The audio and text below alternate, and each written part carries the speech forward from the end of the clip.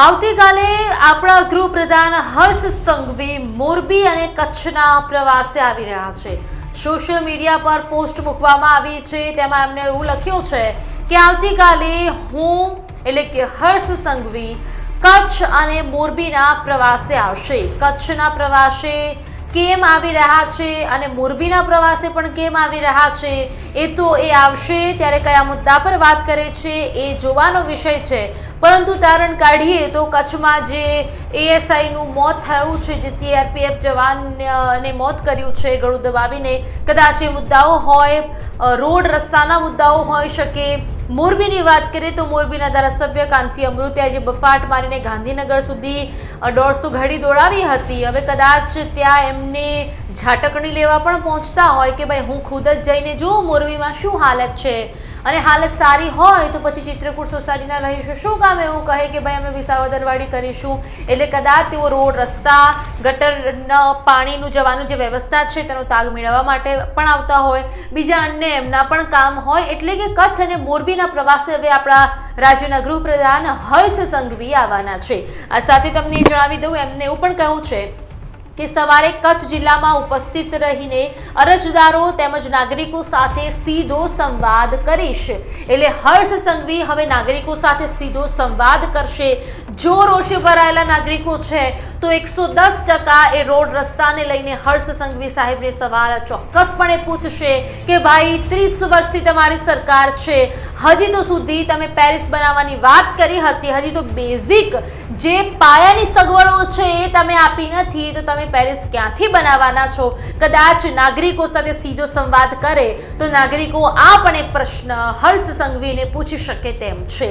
કચ્છમાં જો એ એએસઆઈ અરુણા જાદવ અને દિલીપ ડાંગોચિયાનો જે આખો કેસ સામે આવ્યો છે એની તપાસ કરે અને જો એમને પૂછવામાં આવે તો કદાચ ત્યાં પણ સીધો સંવાદ કરે, એમના પરિવારજનો સાથે સંવાદ કરે, તો કોઈ એવું પણ કહી શકે કે તમે એવું કહેતા હોય છો કે કાયદામાં રહેશો તો ફાયદામાં રહેશો અને પોલીસ સિંઘમગીરી જાડે છે તો તમારા પોલીસ ખાતાને કહો હર્ષ સંઘવી સાહેબ કે થોડું માપમાં રહે। એ પ્રકારના જે સવાલો છે એ કદાચ નાગરિકો સીધો પ્રશ્ન હર્ષ સંઘવીને પૂછી શકે તેવી શક્યતાઓ છે। પરંતુ આ બધાની વચ્ચે એમને સાંજે મોરબી જિલ્લાની મુલાકાત લઈ ત્યાં પણ અરજદારોની રજૂઆત સાંભળીશ, ત્યારબાદ નિર્ધારિત કાર્યક્રમમાં સહભાગી રહીશ તેવું પણ કહ્યું છે। આ સાથે આ પ્રવાસ કાર્યક્રમમાં રાજ્યના પોલીસ વડાશ્રી અને ગૃહ વિભાગના ઉચ્ચ અધિકારીઓ પણ જોડાશે। એટલે એમની સાથે રાજ્યના પોલીસ વડા અને ગૃહ વિભાગના ઉચ્ચ અધિકારીઓ છે તે પણ એમની સાથે જોડાશે। આવતીકાલે હર્ષ સંઘવી કચ્છ અને મોરબી જિલ્લાના પ્રવાસ કરી શકે તેવી શક્યતાઓ છે એમને કહ્યું છે। સાથે એમને એવું પણ કહ્યું છે કે આ પ્રવાસ દરમિયાન બંને જિલ્લાના અરજદારો અને નાગરિકોને રૂબરૂ મળીને તેમની રજૂઆતો અને સમસ્યાઓ સાંભળીશ। સમસ્યાઓ તો કચ્છમાં પણ છે ને સમસ્યાઓ તો મોરબીમાં પણ છે, એટલે એમની પાસે એટલો ટાઈમ હોવો જોઈએ કે તેઓ સમસ્યાઓ સાંભળી શકે। આ તો થઈ હર્ષ સંઘવી સાહેબે કરેલી પોસ્ટની વાત। હવે હર્ષ સંઘવી સાહેબે પોસ્ટ તો કરી દીધી, પરંતુ જે લોકો ફિટકારી વરસાવી રહ્યા છે આ પોસ્ટ પર એના પર પણ થોડી નજર કરીએ। પહેલી કમેન્ટ આવી છે કે કેમ અત્યારે આવો વિચાર આવ્યો, વિસાવદર ઇફેક્ટ, એવું એક ભાઈએ કમેન્ટ કરી છે। બીજા ભાઈએ કમેન્ટ કરી છે કે મોરબીની હાલત એટલે ખરાબ છે, 30 વર્ષની ભાજપની સરકાર છે, મોરબીને પેરિસ તો ઠીક, બેઝિક રોડ રસ્તા લાઇટ ગટર વગેરેના ભયાનક પ્રોબ્લેમ છે। જો આ પ્રોબ્લેમ સોલ્વ નહીં થાય તો 1000% તમે તમારી સીટ નેક્સ્ટ ઇલેક્શનમાં ખોઈ બેસશો, એવું એક લેડીઝ દ્વારા કહેવામાં આવ્યું છે। એક સ્ત્રીની આ કોમેન્ટ છે। પછી કોમેન્ટ સારી પણ છે કે ગુડ વર્ક સર। પછી એમને બીજું કહેવું છે કે નાગરિકો તમને કેવી રીતે સંપર્ક કરે તેની માહિતી પણ આપો, સ્થળ અને સમય સહિતની વિગતવાર માહિતી પણ આપો। આ વિચારવા જેવી બાબત છે, કારણ કે પોસ્ટ મૂકી દીધું છે, કઈ જગ્યાએ કેટલા વાગે પહોંચવાના છો એ પણ માહિતી આપવી જોઈએ, જેથી કરીને નાગરિકો તમને પ્રશ્ન પૂછી શકે। બીજા ભાઈ કહે છે કે પધારો સાહેબ, મોરબીમાં બધા રોડ ઉપર અવશ્ય રાઉન્ડ મારજો એટલે વિકાસનો પ્રોબ્લેમનું સોલ્યુશન તમને ખુદ મળી જશે। આ સાથે ગુડ વર્કિંગ ગુડ સર। બીજા ભાઈએ કીધું છે શ્રી હર્ષભાઈ સંઘવીજી મોરબી આવો ત્યારે સમય લઈને આવજો અને જાહેર રસ્તા ઉપર તમે જ મોરબીના બધા જ રસ્તા ફરી લેજો એવી અમારી અપેક્ષા છે, એવું પણ કહ્યું છે। સાથે જિલ્લાના વહીવટદારો પહેલાથી ફિક્સ અરજદારોને જ તૈયાર કરીને રાખશે, જે કીધેલ હશે એટલી જ રજૂઆત કરશે, બાકી આપની અને સરકારની વાહવાહી કરશે। ગજબ છે ભાઈ.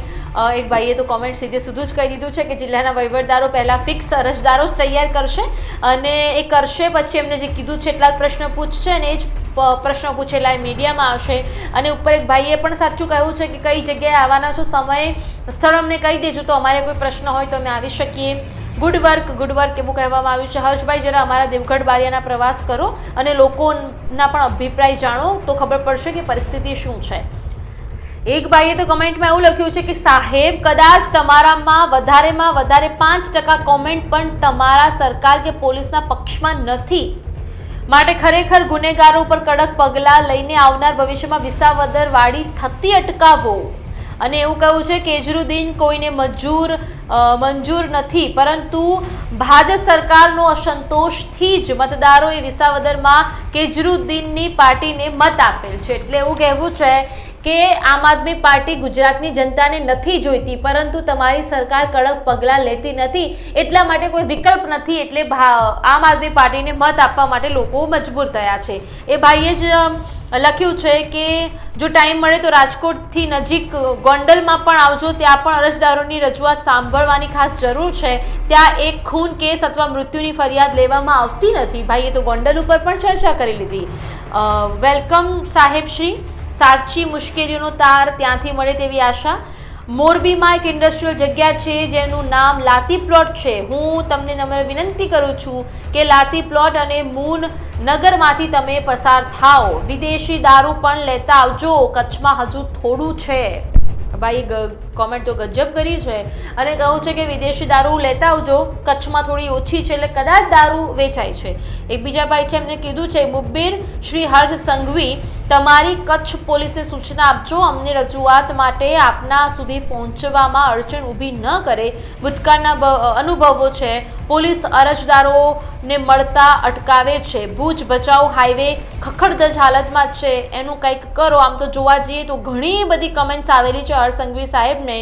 એક ભાઈ એવું લખ્યું છે કે આવો એટલે ભ્રષ્ટાચાર પ્રધાન ભારત દેશની ગુજરાત, એટલે કે વાસ્તવિકતા જાણજો. કદાચ સૌથી વધુ ભ્રષ્ટાચાર રોડ રસ્તામાં હશે. વિસાવદરના ગોપાલની અસર બોલી હોય તેવું લાગી રહ્યું છે. એટલે હવે લોકો ફિટકારી વરસાવી રહ્યા છે અને કમેન્ટ કરી રહ્યા છે કે ત્યાં ગોંડલમાં પણ જજો તો ખબર પડે કે ત્યાં પોલીસ એક ફરિયાદ પણ લેતી નથી. અને આ હાલત છે આપણા સત્તા પક્ષની, આ હાલત છે પોલીસની. લોકો ફિટકારી વરસાવી રહ્યા છે. હવે આ મુદ્દા પર આપનું શું કહેવું છે એમને કમેન્ટ કરીને અવશ્યપણે જણાવજો.